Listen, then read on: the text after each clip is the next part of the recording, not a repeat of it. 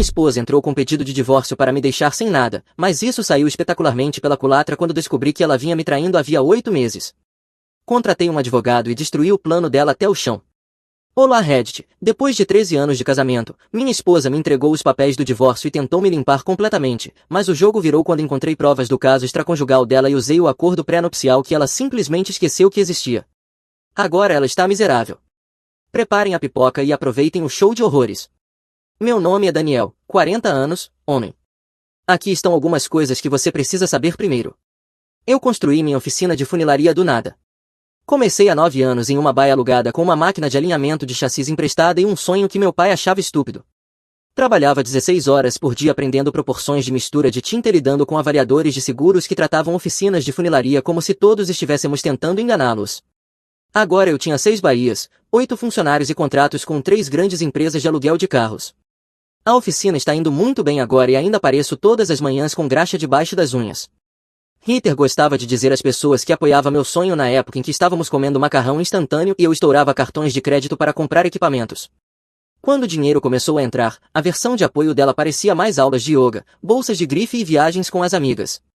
Eu não me importava, eu trabalhava, ela gastava, e eu achava que era assim que funcionava quando você finalmente ganha dinheiro, você faz sua esposa feliz. Então avançando para aquele dia, a mensagem chegou às 2h40 da tarde de uma terça-feira, não volte para casa esta noite, os papéis serão entregues na sua oficina amanhã. Fiquei olhando para o telefone, 13 anos de casamento e minha esposa estava acabando com tudo por mensagem, como se estivesse cancelando a Netflix. Os papéis chegaram na manhã seguinte, 45 páginas que basicamente diziam que Hitler queria tudo, a casa, os 2 veículos, metade do meu negócio, pensão conjugal por 6 anos porque ela havia sacrificado a carreira dela. Essa última parte realmente me fez rir. O grande sacrifício foi ter deixado o emprego no varejo 8 anos atrás porque minha oficina de funilaria estava indo bem. Desde então, o trabalho dela tinha sido gastar dinheiro, aulas de yoga, bolsas de grife, viagens de fim de semana com amigas. Liguei para meu advogado, Isaac, meu irmão mais velho, que trabalhava com direito de família havia 15 anos. Ela está indo com tudo, disse Isaac depois de olhar a petição, alegando que você era emocionalmente ausente e que ela precisa de muito apoio. Isso é terra arrasada. Ela pode realmente conseguir tudo isso na Califórnia? Talvez, se ela jogar direito e você não reagir, ela pode sair com metade de tudo. Só a avaliação do negócio já vai doer. Hitler nunca mostrou nenhum interesse no negócio, exceto perguntar quando eu chegaria em casa para o jantar. Agora ela queria pegar metade do valor dele. O que eu posso fazer? Nós lutamos, mostramos que ela está mentindo sobre essa história de dificuldade, mas honestamente, Daniel, a menos que você tenha algo grande, isso vai te custar muito. Desliguei e encarei os papéis novamente. Algo parecia errado, não apenas o divórcio em si, mas o momento, a forma como ela fez isso, como não hesitou nas exigências. Hitler era muitas coisas, mas espontânea não era uma delas.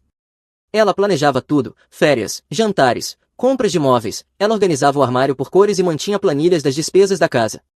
Ela não simplesmente acordaria um dia e decidiria explodir nosso casamento sem ter cada detalhe resolvido antes, o que significava que ela vinha planejando isso havia um tempo. Beth bateu na porta do meu escritório, a gerente da oficina, a única razão pela qual as coisas continuavam organizadas quando eu estava até os cotovelos em um serviço de alinhamento de chassi. Daniel, o Terry está aqui para falar sobre a estimativa do seguro. Certo, a conta da frota que pagava metade das nossas contas. Enfiei os papéis do divórcio na gaveta da mesa e foquei.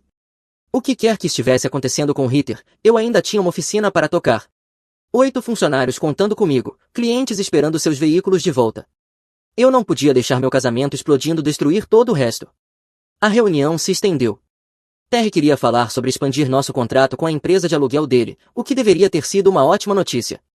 Em vez disso, eu ficava checando o telefone, meio esperando outra bomba da Hitler. Quando saí, já passava das 7. Dirigi até a casa e usei minha chave. Escuro, vazio, cheirando ao perfume dela. Andei por cada cômodo procurando qualquer coisa que me dissesse o que estava acontecendo. O armário dela estava pela metade, roupas tinham sumido, mas todo o resto ainda estava lá, fotos, joias, livros, como se ela fosse voltar ou tivesse saído com pressa. O escritório dela em casa estava trancado, isso era novo. Peguei uma chave de fenda no meu caminhão e forcei a abertura. O escritório parecia normal à primeira vista, então notei que o laptop dela tinha sumido. O disco rígido externo também não estava lá. Abri as gavetas da mesa, contas, recibos, cartões de aniversário. A gaveta de baixo estava emperrada. Puxei com força e encontrei papéis enfiados bem no fundo, faturas de cartão de crédito de uma conta que eu nem sabia que existia. 42 mil dólares em gastos ao longo de 8 meses, hotéis, restaurantes, joias, pacotes de spa para dois. Sentei no chão com os papéis ao meu redor tentando entender tudo. Heather sempre foi extremamente cuidadosa com as finanças. Aquela era uma conta secreta da qual eu nunca tinha ouvido falar. Meu telefone tocou, número desconhecido, alguma mulher confirmando um depoimento para a próxima terça-feira, conferência de acordo em 5 semanas. Heather estava tentando apressar isso. Liguei para Isaac. Ela está tentando empurrar isso rápido demais, isso é estranho. Normalmente, quando alguém está com pressa, está com medo de que você descubra algo ou precisa concluir antes que algo mude, como se estivesse planejando se casar de novo ou escondendo dinheiro. Daniel, você precisa começar a cavar. Olhei para as faturas do cartão de crédito. Sim, estou sentindo essa vibração. Naquela noite fiquei no escritório dela, passando por cada papel que consegui encontrar. De manhã, eu já tinha um padrão. Cobranças de hotel a cada outra quinta-feira, restaurantes todo sábado à tarde, compras de joias alinhadas com meus trabalhos de reboque fora da cidade.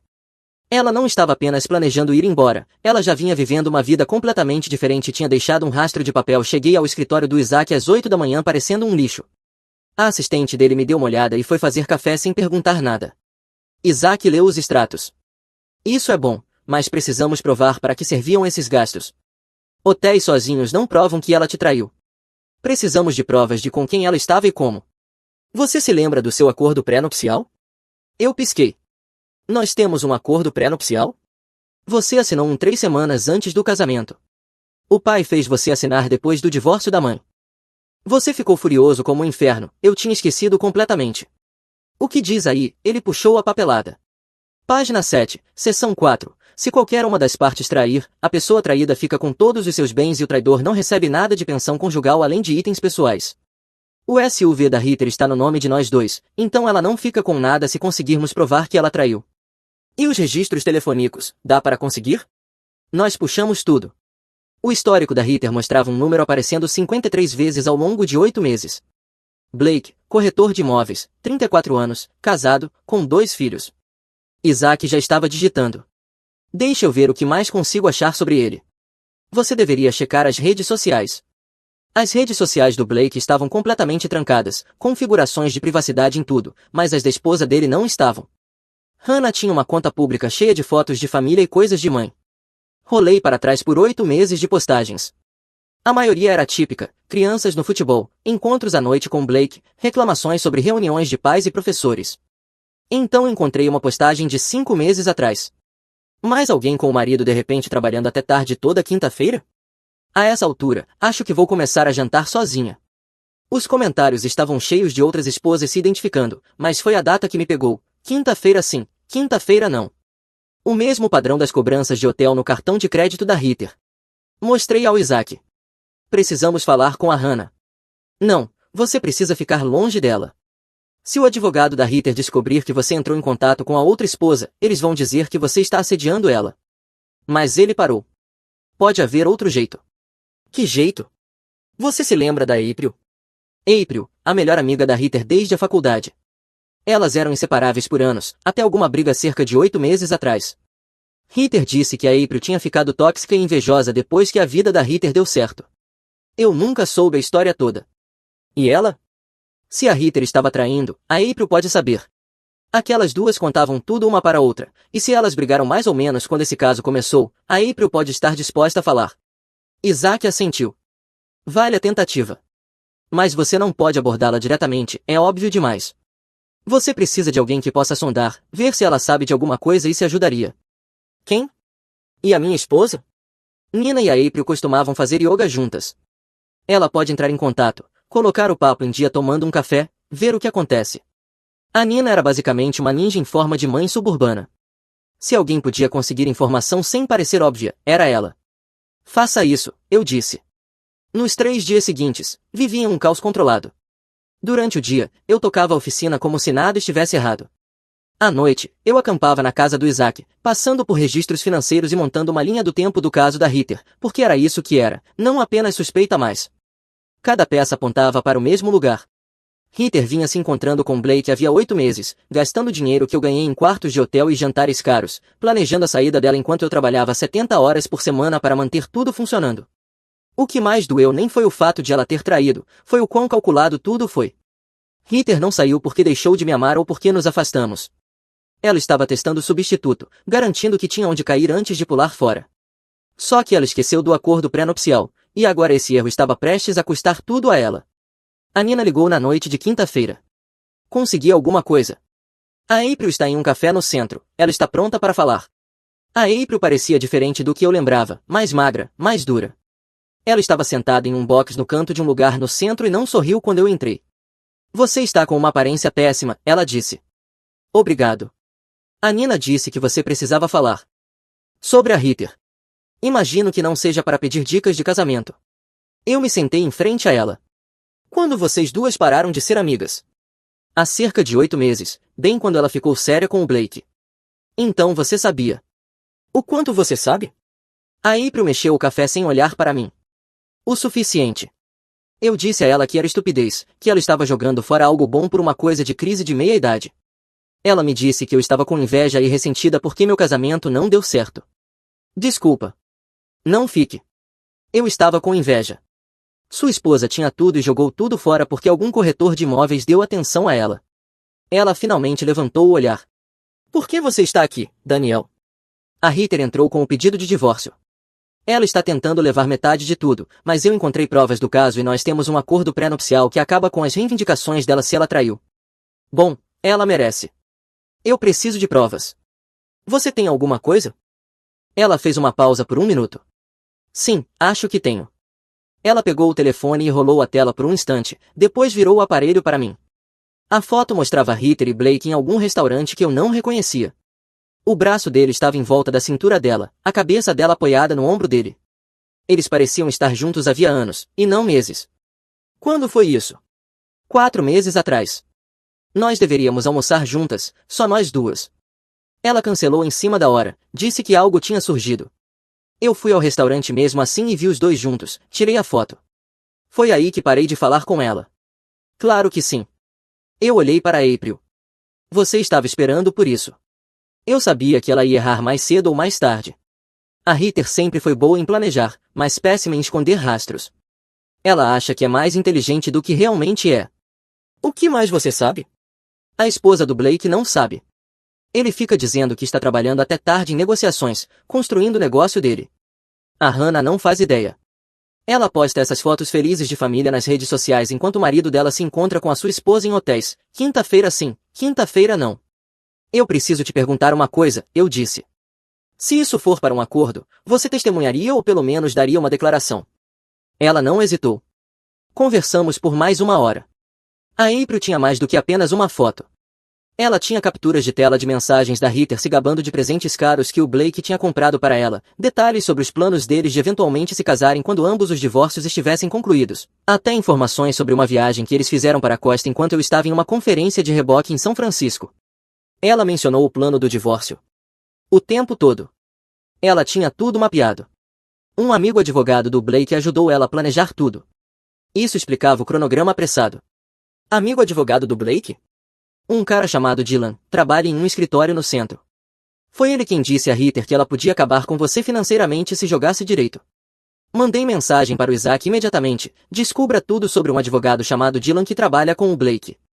Quando saí da cafeteria, eu já tinha o suficiente para destruir completamente o caso da Ritter, fotos, capturas de tela de mensagens, testemunho de uma ex-melhor amiga, além do acordo pré-nupcial que ela tinha esquecido. O Isaac ligou enquanto eu dirigia de volta para a oficina. O Dylan trabalha em um escritório no centro, é amigo do Blake desde a faculdade, e adivinha, foi ele quem indicou a Ritter para a advogada dela, Meredith. Eles armaram isso juntos. Parece que sim. O Blake queria sair do casamento sem perder dinheiro. A Ritter queria sair do seu ganhando dinheiro. Eles estavam coordenando os divórcios. Podemos usar isso? Se conseguirmos provar que as equipes jurídicas deles estavam trabalhando juntas, com certeza. Mas, Daniel, isso está ficando confuso. Precisamos protocolar uma resposta à petição da Ritter, e precisamos fazer isso com inteligência. Se mostrarmos nossas cartas cedo demais, ela vai ter tempo de mudar a estratégia. O que você acha? Protocolamos uma resposta básica. Não mencionamos o pré-nupcial, não mencionamos o caso. Apenas negação padrão das alegações dela e pedido de divisão justa. Deixe ela pensar que vamos lutar do jeito normal. Enquanto isso, reunimos cada pedaço de prova que conseguirmos encontrar. A conferência de acordo é em 5 semanas. Fazemos nossa jogada lá, acertamos tudo de uma vez. Gostei disso. Vamos fazer. Na manhã seguinte, voltei para casa. A Ritter tinha trocado as fechaduras, minha chave não funcionava. Liguei para o Isaac. Ela me trancou para fora. Registre um boletim de ocorrência e depois uma petição de emergência para acesso à propriedade. O boletim foi registrado ao meio-dia, a petição de emergência às 2 da tarde, e às 5 da tarde eu já tinha uma ordem judicial dizendo que a Ritter tinha que me dar acesso. Fui até a casa da mãe dela. A Ritter saiu parecendo exausta e furiosa. Levantei a ordem. Você precisa me dar uma chave. Ela pegou o papel, leu, jogou de volta para mim. Tudo bem. Pegou uma chave e me entregou sem dizer uma palavra. Mais uma coisa. Meu advogado quer agendar um depoimento. Vamos perguntar sobre cartões de crédito, padrões de gastos, relacionamentos com outras pessoas. O rosto dela mudou, um lampejo de pânico. Que cartões de crédito? Os 42 mil dólares em cobranças, aqueles cartões. Eu me afastei, deixei ela entrar em pânico, deixei ela se perguntar o que mais eu tinha encontrado. O jogo estava mudando, e eu estava prestes a virar o tabuleiro.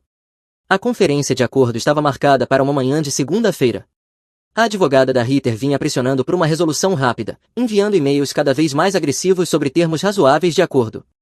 O Isaac vinha recusando educadamente todos eles. 3 dias antes da conferência, o Isaac ligou. Precisamos falar de estratégia. Deixei a Beth responsável pela oficina e dirigi até o escritório dele. Ele tinha tudo espalhado sobre a mesa da sala de reuniões, o acordo pré-nupcial, os extratos dos cartões de crédito, o testemunho da April, os registros telefônicos, tudo o que tínhamos reunido ao longo das 5 semanas anteriores. É assim que isso vai acontecer, disse Isaac. Entramos na conferência com tudo isso. Não negociamos. Mostramos o pré-nupcial, mostramos a prova de que ela traiu e damos a Ritter exatamente uma opção, assinar um acordo que te dê a casa, mantenha seu negócio intacto e mande ela embora com 5 mil dólares para despesas de mudança e os pertences pessoais dela. O advogado dela vai brigar. O advogado dela vai perceber que ela não tem caso algum. O pré-nupcial é sólido, a prova é esmagadora. Se eles levarem isso a julgamento, a Ritter vai ser destruída. Ela vai sair sem nada e ainda vai dever honorários advocatícios para nós. E o Blake? E o que tem ele? Eu venho pensando nisso há semanas. A esposa dele, a Hannah, não sabe. Se a Ritter recusar o acordo, eu quero garantir que a Hannah fique sabendo. O Isaac me olhou. Eu não posso oficialmente te dizer para entrar em contato com a Hannah, mas oficialmente não. Ele sorriu. Extraoficialmente, se eu fosse você, talvez mencionasse para a April que a Hannah merece saber, e talvez sugerisse que a April, como alguém que se importa, pudesse entrar em contato. A April já se ofereceu. Então está tudo certo. Na manhã de segunda-feira, eu cheguei ao escritório do mediador com a camisa de trabalho mais limpa que eu tinha, carregando uma pasta cheia de provas. O Isaac já estava lá, com cara de pronto para a batalha. A Ritter apareceu 10 minutos atrasada com a Meredith, a advogada dela. Ela parecia bem arrumada, confiante. A mediadora, uma mulher chamada Bárbara, nos levou para uma sala de conferências. Vamos começar com cada lado apresentando sua posição. Meredith, você entrou com a petição, gostaria de começar? Meredith puxou suas anotações. Minha cliente está buscando uma distribuição justa dos bens matrimoniais, incluindo a casa da família, os veículos e participação parcial no negócio do Daniel. Além disso, estamos solicitando pensão conjugal por 6 anos para permitir que Ritter tenha tempo de reconstruir sua carreira. Isaac abriu a pasta dele. Antes de falarmos sobre distribuição, eu gostaria de apresentar um documento que foi assinado antes do casamento. Ele deslizou o acordo pré-nupcial pela mesa. Tanto Meredith quanto Ritter se inclinaram para ler. Eu vi o rosto da Ritter ficar branco. Quando isso começou? Ritter perguntou. Há 13 anos, disse Isaac calmamente, 3 semanas antes do casamento. Vocês dois assinaram diante de um tabelião. É um pré-nupcial válido. Meredith lia rapidamente, o rosto mudando de confuso para preocupado. Isso limita a distribuição com base em má conduta durante o casamento, especificamente traição. Isaac concordou. Se qualquer uma das partes trair, perde o direito à pensão conjugal e à divisão de bens além de itens pessoais. Vocês não podem provar que a Ritter traiu. Isaac colocou sobre a mesa os extratos dos cartões de crédito, os registros telefônicos e a foto da April. 42 mil dólares em cobranças secretas, 53 ligações para Blake, datas documentadas em hotéis e restaurantes, várias testemunhas prontas para depor. Devo continuar? A sala ficou em silêncio. Ritter parecia querer afundar no chão. Isso é assédio, Ritter disse finalmente. Você tem me perseguido. Eu tenho documentado seus gastos usando contas financeiras conjuntas às quais tenho acesso legal, eu disse. Minha cliente precisa de tempo para revisar esses documentos, disse Meredith. Claro, disse Bárbara. Vamos fazer uma pausa de 15 minutos. Ritter e Meredith saíram da sala. Pela janela, eu podia vê-las tendo uma conversa acalorada no corredor. Ela acabou, Isaac disse em voz baixa. Meredith sabe disso. Quando voltaram, Ritter não conseguia olhar para mim. Minha cliente contesta a linha do tempo e o contexto dessas alegações, disse Meredith. No entanto, no interesse de resolver isso rapidamente, estamos dispostos a discutir um acordo que não envolva um litígio longo. Meredith olhou para Isaac.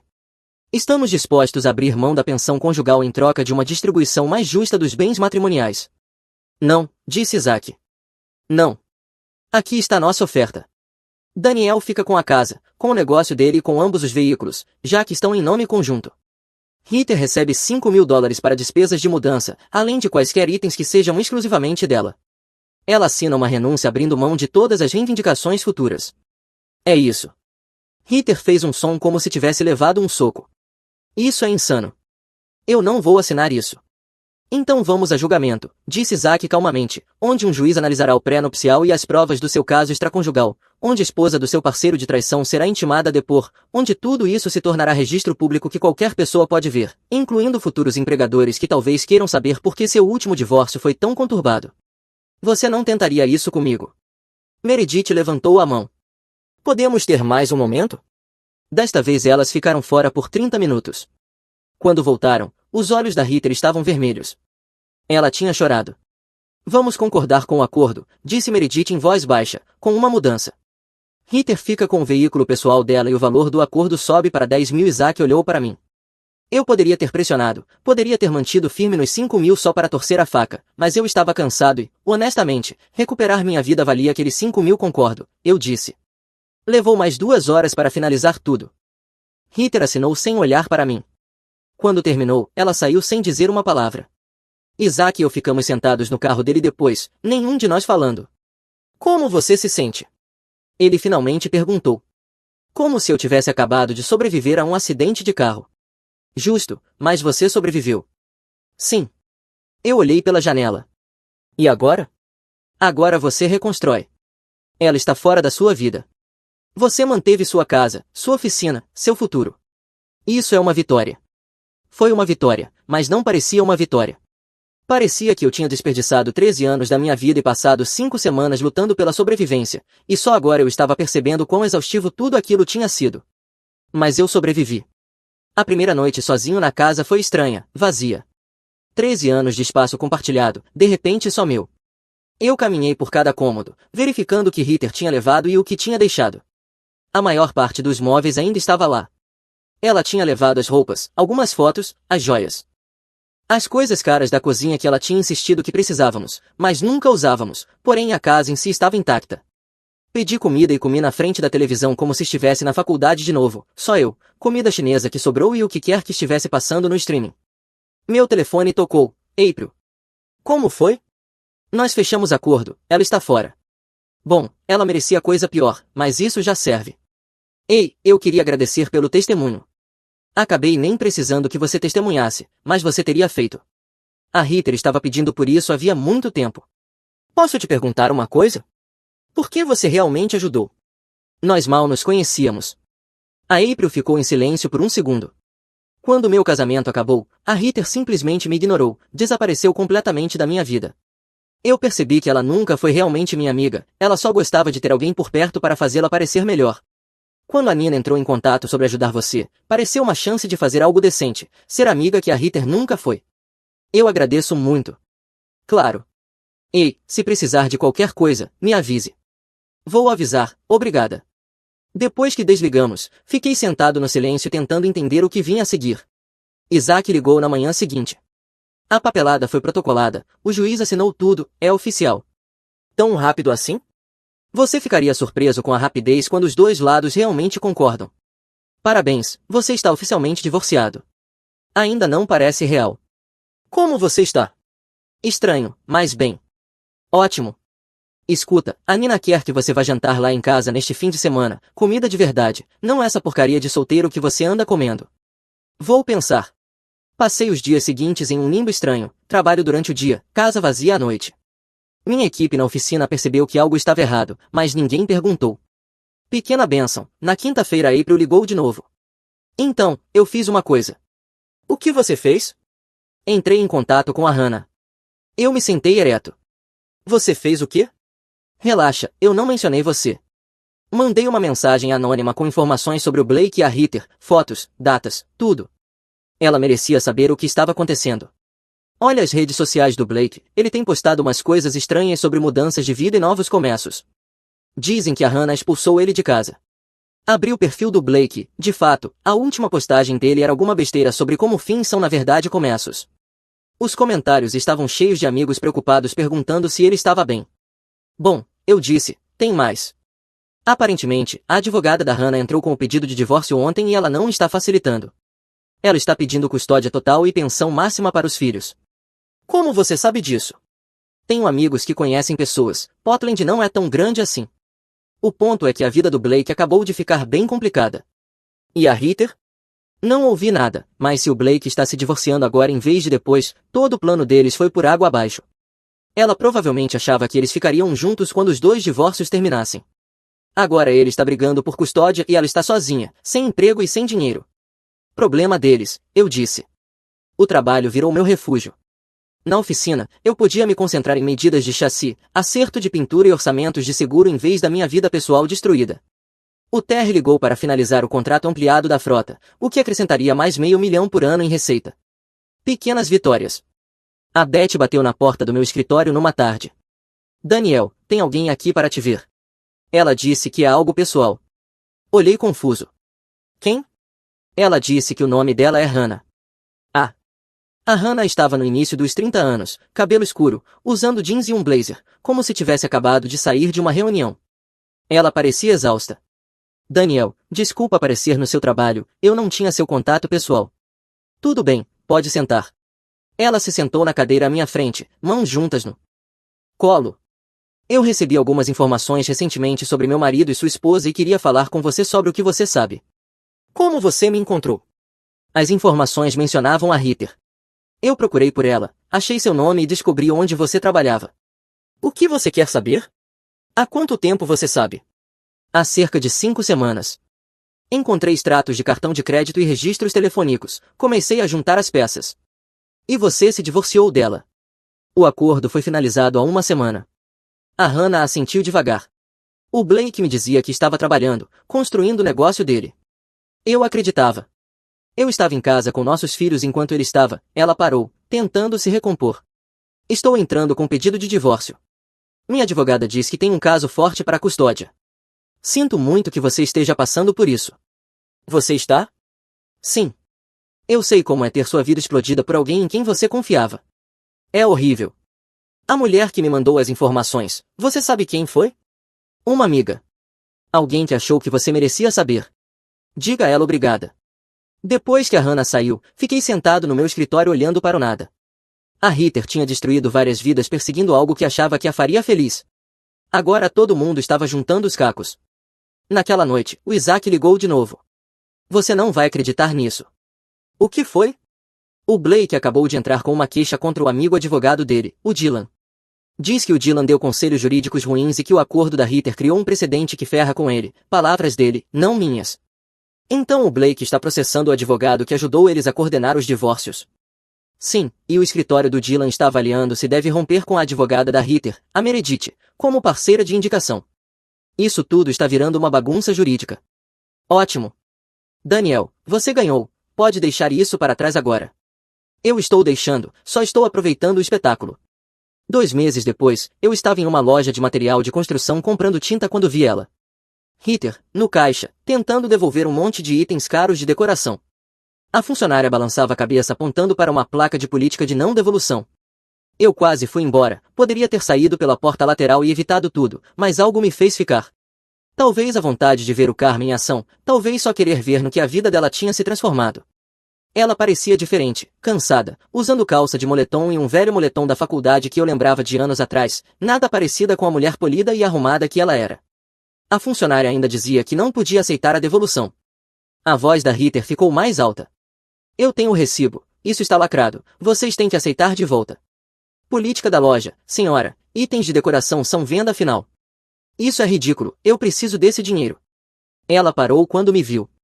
Nossos olhos se encontraram do outro lado da loja. Por um segundo, nenhum de nós se mexeu. Então eu me aproximei. Oi, Ritter. Daniel. A voz dela estava neutra. O que você está fazendo aqui? Comprando. Você? Ela pegou a sacola com as devoluções recusadas e caminhou em direção à saída. Eu segui, sem saber bem por quê. Do lado de fora, ela se virou para mim. O que você quer? Nada, só te vi e achei que diria oi. Bom, você já disse. Tchau. Ela começou a andar em direção ao estacionamento e eu acompanhei o passo. Como você está? Perguntei. Estou bem, ela disse. Onde está o Blake? O rosto dela se fechou. Não é da sua conta. Tão ruim assim? Vá embora, Daniel. Ele sabe que você não tem nada, que perdeu o acordo. Ela parou de andar. Você veio aqui só para se gabar? Não, eu vim comprar tinta, mas já que estamos conversando, sim, eu fiquei um pouco curioso para saber como tudo isso acabou para você. Você destruiu tudo, Ritter. Você entrou com pedido de divórcio tentando levar tudo que eu tinha. Você gastou $42.000 em um caso extraconjugal. Você me trancou para fora da minha própria casa. Tudo o que eu fiz foi te lembrar que ações têm consequências. O Blake era para... Ela se interrompeu. Era para o quê? Deixar a Hannah e cuidar de você? Deixa eu adivinhar, o divórcio dele não saiu como ele planejou. A esposa ficou com as crianças, está pedindo custódia total e uma pensão altíssima. O negócio dele está afundando porque a Hannah está contando para todo mundo o que ele fez. Ele mal consegue pagar o próprio advogado, quanto mais, ela parou de novo. Isso não é da sua conta. Então ele te largou. O silêncio da Ritter foi confirmação suficiente. Engraçado como isso funciona, eu disse. Você explodiu o nosso casamento por um cara que não conseguiu nem ficar por perto quando as coisas ficaram difíceis. Você não sabe de nada. Eu sei que você fez escolhas. Você podia ter falado comigo, podia ter dito que estava infeliz, podia ter terminado as coisas de forma honesta. Em vez disso, você mentiu, traiu e tentou roubar tudo o que eu construí. Agora está com raiva porque não saiu do jeito que você planejou. Eu não preciso de sermão seu. Você está certa, não precisa de nada de mim. Tenha uma boa vida, Ritter. Voltei para dentro da loja, comprei minha tinta e saí pela porta lateral para não vê-la de novo. Dirigindo para casa, percebi algo. Eu não estava mais com raiva. Não me senti amargo, traído ou qualquer uma das coisas que eu vinha carregando havia semanas. Eu só estava cansado de tudo aquilo. Ela fez as escolhas dela, agora estava vivendo com elas. Isaac ligou naquela noite. Soube pelo escritório da Meredith, eles vão deixar de representar a Ritter como cliente. Por quê? Conflito de interesses. A queixa do Dylan cita a Meredith como alguém que ajudou a dar conselhos jurídicos ruins. O escritório dela está se protegendo, então a Ritter ficou sem advogado. Isso mesmo. E como o divórcio já é definitivo, não importa, mas se ela tentar modificar os termos ou entrar com qualquer coisa nova, vai precisar de nova representação. E ela não pode pagar uma nova representação. Provavelmente não. Pensei nela na loja de materiais de construção tentando devolver decorações para uma vida que não existia mais. Precisamos nos preocupar com ela tentando alguma coisa? Tipo o quê? O acordo é sólido. Ela não tem base para contestar. A menos que ganhe na loteria, ela não vai contratar outro advogado para lutar uma batalha que já perdeu. Bom. A casa aos poucos voltou a ser minha. Pintei o quarto, comprei móveis novos que eu realmente gostava em vez do que a Ritter tinha escolhido, me desfiz de coisas que me lembravam dela. Foi terapêutico de um jeito estranho apagar vestígios de uma vida que não era real havia meses. A April ligava de vez em quando para saber como eu estava, tínhamos virado amigos por acaso no meio de tudo isso. Ela me convidava para jantares em grupo ou trilhas de fim de semana com outros amigos dela. Eu geralmente dizia não, mas às vezes ia. Você tem permissão para ter uma vida de novo, ela disse uma noite tomando café. Eu sei. Você sabe mesmo? Por que você está agindo como se ainda estivesse em modo de crise? Eu só estou ocupado. Você está evitando, é diferente. Talvez ela estivesse certa, mas eu ainda não estava pronto para lidar com isso. A vida estava aos poucos voltando ao normal, ou pelo menos a uma nova versão de normal. Às vezes era solitário, mas também era tranquilo. 4 meses depois de o divórcio ser finalizado, ela apareceu na minha oficina. A Beth chamou pelo interfone do meu escritório. Daniel, sua ex-esposa está no saguão. Ela disse que precisa falar com você. Devo mandá-la embora? Eu devia ter dito sim, devia ter mandado a Beth mostrar a porta para Ritter e impedir que ela voltasse, mas a curiosidade falou mais alto. Me dá 5 minutos, depois manda ela entrar. Limpei a graxa das mãos e arrumei a mesa. Seja lá o que fosse, eu queria estar pronto. Ritter entrou parecendo pior do que eu já tinha visto. Tinha emagrecido, olheiras profundas, roupas escuras que não serviam direito, como se tivesse pegado emprestado de outra pessoa. Obrigada por me receber, ela disse em voz baixa. O que você quer, Ritter? Ela se sentou sem ser convidada, mãos dobradas no colo como uma criança prestes a confessar que quebrou algo. Eu preciso de ajuda. Esperei, depois perguntei. Achei que você estivesse bem. O rosto dela se fechou. Não, eu não estou. Estou morando com a minha mãe, não consigo trabalho. Ninguém me contrata porque tem um buraco no meu currículo e eu não consigo explicar o motivo sem falar do divórcio. Estou quebrada. Os 10 mil já acabaram. Eu não tenho nada. Ok. Isso é tudo que você tem a dizer? O que você quer que eu diga? O que isso tem a ver comigo? Eu sei que errei, eu sei que te machuquei, mas Daniel, eu estou desesperada. Eu preciso de dinheiro, só o suficiente para alugar um apartamento e me reerguer. 13 anos tem que significar alguma coisa. Eu encarei ela. Você está me pedindo dinheiro? Eu não tenho mais ninguém a quem pedir. E o Blake? O rosto dela desmoronou. Ele não fala mais comigo. O divórcio dele acabou com ele. Ele está pagando uma pensão enorme e o negócio dele está falindo. Ele me culpa por tudo isso. Que surpresa! Não o quê? Apontar que você destruiu várias vidas correndo atrás de uma fantasia que desmoronou.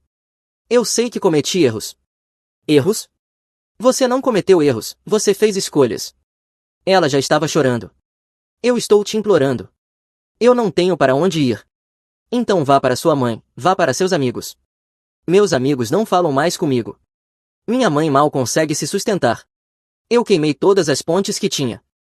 Então construa novas. Isso não é meu problema. Como você consegue ser tão frio? Eu me recostei na cadeira. Você quer a verdade?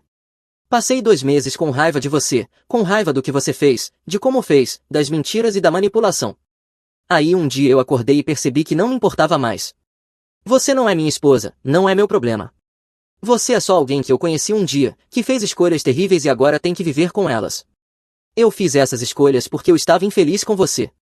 Não, você fez essas escolhas porque é egoísta, porque queria emoção e validação sem ter que fazer o trabalho de consertar um casamento. Você queria uma saída fácil com um lucro máximo. Não deu certo. Isso é por sua conta. Então você não vai me ajudar? Eu não disse isso. Ela levantou o olhar, uma faísca de esperança. Eu vou te dar uma coisa, eu disse, um conselho. Você é uma mulher adulta, resolva sua vida, arrume um emprego e aceite a verdade de que você estragou tudo. Ela se levantou, o rosto vermelho de raiva e vergonha. Você está gostando disso? Está gostando de me ver sofrer? Não, eu só parei de me importar. Tem diferença. Espero que você se lembre disso quando precisar de ajuda algum dia. Eu vou lembrar e vou lidar com isso sozinha, como uma adulta. Depois que ela foi embora, fiquei sentado no meu escritório por um bom tempo. A Beth bateu na porta depois. Você está bem? Sim, na verdade estou. O que ela queria? Dinheiro, ajuda, alguém para culpar. Você deu? Não, eu dei realidade. A Beth sorriu. Fez bem. Naquela noite fui jantar na casa do Isaac e da Nina, levei comida e fiquei até a sobremesa. Jogamos jogos de tabuleiro com as crianças, coisas normais e entediantes de família. Foi bom. Na manhã seguinte acordei cedo e fui correr, algo que eu não fazia desde antes de o divórcio começar. O bairro estava quieto, o sol estava nascendo, tudo parado e tranquilo. Na oficina, o Terry ligou para falar de expansão, mais veículos, mais receita, mais trabalho. Minha oficina de funilaria estava crescendo mais rápido do que eu tinha planejado. A Ritter tentou me destruir, em vez disso destruiu a si mesma. Eu não ia perder mais tempo me sentindo mal por isso. Eu já tinha construído uma boa vida uma vez, eu faria de novo, e desta vez construiria para mim mesmo. Sem concessões, sem sacrifícios por alguém que não soube valorizar. Só eu, minha vida, meus amigos e o que quer que viesse depois. Isso era suficiente.